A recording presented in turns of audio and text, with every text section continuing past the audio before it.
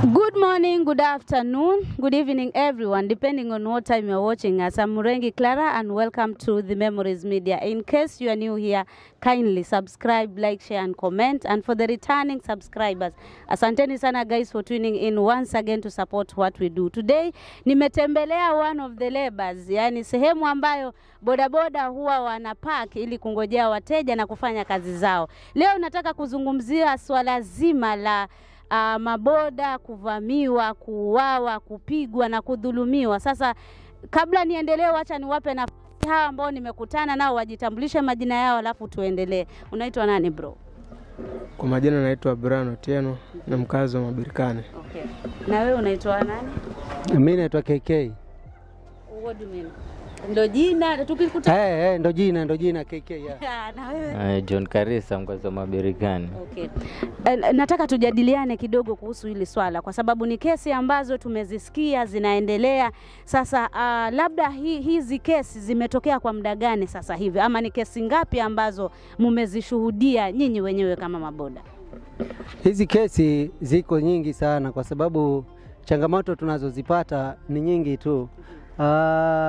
Unaweza kubeba mteja na ukaenda naye, wakati umefika sehemu ambayo pengine amekwambia nishushe hapa, kumbe ana mipango yake tofauti, akaanza kukuharasi, akakupiga, maybe inaweza kuwa hata pengine amepanga na wenzake, akakupiga, akakupasua na akachukua pikipiki akaondoka.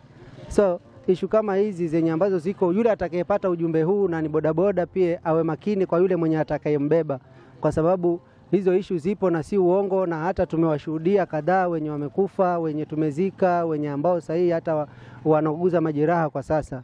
Ni hayo tu.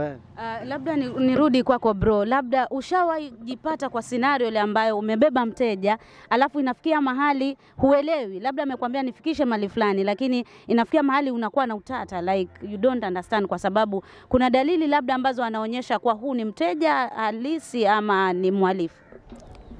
Kiupande wangu mimi sijawahi. Hujawahi. Bro, ni kesi ngapi ambazo wewe umezisikia zikifanyika ama ni maboda wangapi ambao umesikia ama umewashuhudia wakidhulumiwa ama wakifanywa hunya? Kama cases 5 kwa sahihi. Ni watu wangapi ambao tunaweza sema statistics kwamba labda ni maboda kadhaa ama ni namba fulani wameuawa ama wamepigwa? Ni maboda kama wangapi umewasikia? Ni kama zaidi ya 5. Zaidi ya 5. Na hizi kesi wakati zikifanyika kama hivi, nyinyi kama maboda huwa mnafanyaje? Sisi kama maboda tukipata kesi kama hizo, basi tunafanya uchunguzi tuangalie ni nani, tunaenda tunaripoti kule, alafu kesi ni ya DCI wanasema wacheni tunafanya uchunguzi tuangalie shida ilianzia vipi, ilitokea wapi, mwisho wa siku hivyo ndo inaenda. Maana sasa watu mjui pikipiki imeenda, kama ni truck wametoa. Sasa huwa ni changamoto tu hizo, maana huwa hatujui tunaanzia wapi tunaenda wapi. Tukishawapata askari sisi kazi yetu ni kuangalia, basi tukimshika huwa lazima tuonyeshe kwamba sisi wana bodaboda pia kuna siku lazima pia tunamkumbuka mwizi wetu ni upi. Huwa tunamshughulikia kimabodaboda, huwa tumpigi sana lakini tunamgusagusa kidogo.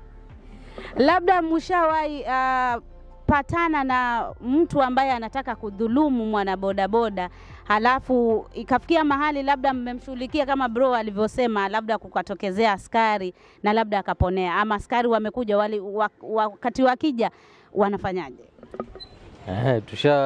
Kutana na scenario kama hiyo. Halafu ikawaje?